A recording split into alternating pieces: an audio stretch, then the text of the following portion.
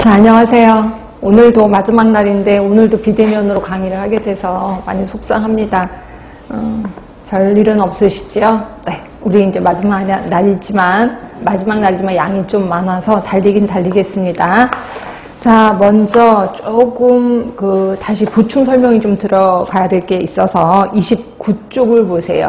29쪽에 보시면 15번에 다음 중 잔류성 유기오염 물질에 대한 협약에 관한 설명을 올바르지 못한 것은 나와 있거든요.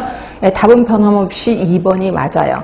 자, 그런데 오늘 나눠드린 유의물을 잠깐 보시면 유넵의 스톡홀름 협약이 이제 들어갈 거예요. 오늘 첫 번째 장에 있을 거예요. 그래서 이제 그 스톡홀름 협약의 목적은 1, 2, 3번 읽어보시면 되고요. 천천히 읽어보세요.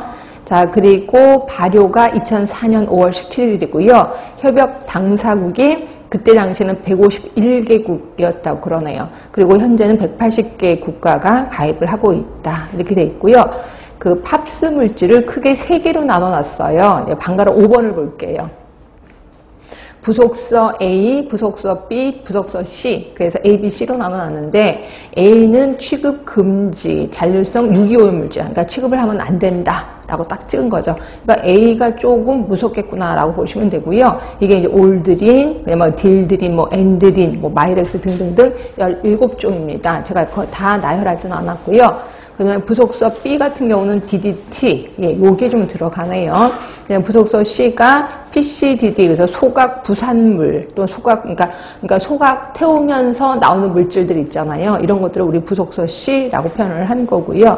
자, 그래서 다시 위로 올라가시면 주요 의무입니다. 의도적인 잔류성 유기오염 물질의 제조, 수취, 사용 금지 등 제한이라고 했고, 특히 부속서 A에 등재된 파스 물질의 제조, 사용, 수출입을 아예 금지, 근절하되, 뭐 납 같은 PCB 같은 경우는 이제 제한적으로 허용을 한다라고 되어 있습니다. 근데 부속서 B에 등재된 팝스 물질도 제조, 사용, 수출입 제한 뭐 등등등 써 있습니다. 그래서 쭉 보시다 보면은 이거는 유넵이 이렇게 설정을 한 거거든요. 자, 그런데 29쪽에 15번에 동그라미 2번은 WHO가 주도해서 라고 써 있어요. 그러니까 이건 틀린 거죠. 그래서 근데 제가 저번 시간에 100개국이 아니라 90개국이라고 했는데 정확히 151개국이더라고요. 그래서 100여 개국의 국가가 비준화해야 돼. 그건 뭐 100여 개국이니까 괜찮습니다. 그래서 뒤쪽은 맞는다고 하더라도 WHO가 아니라 유넵이라고 보시면 돼요. 답은 변함없이 2번인데 이제 좀 틀린 부분이 좀 달라졌다라고 보시면 될 것 같고요.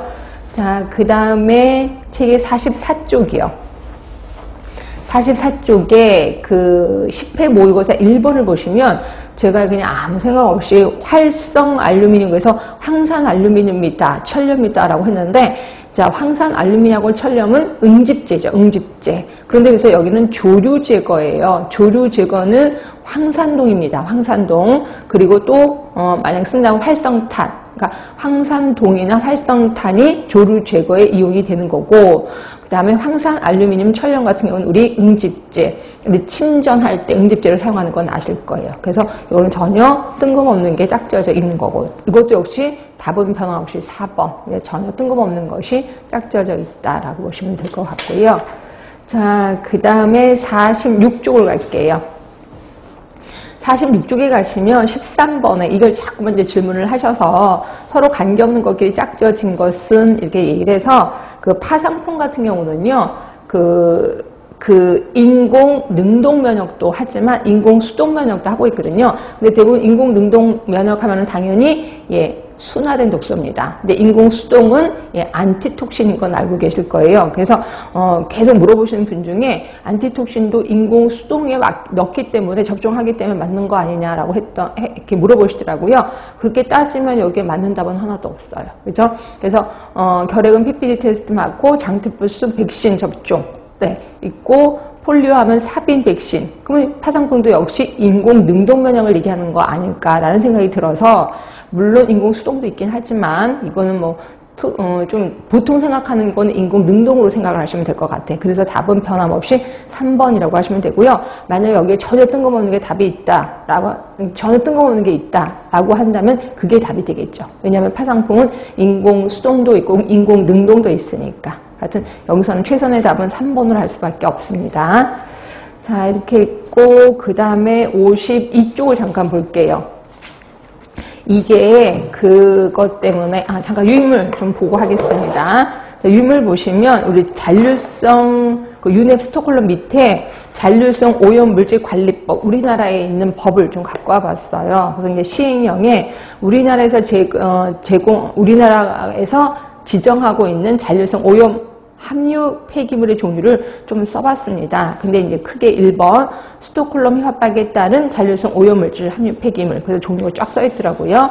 그 다음에 뒤로 가시면 그다음 그 밑에 가시면 2번에 미나마타 협약에 따른 수은도 역시 지시를 하고 있습니다. 그래서 우리나라는 크게 잔류성 오염물질을 크게 스톡홀름 협약에서 따른 거, 그 다음에 또 두 번째가 미나마타 협약에 따른 거, 이 두 개로 나눠 있고요.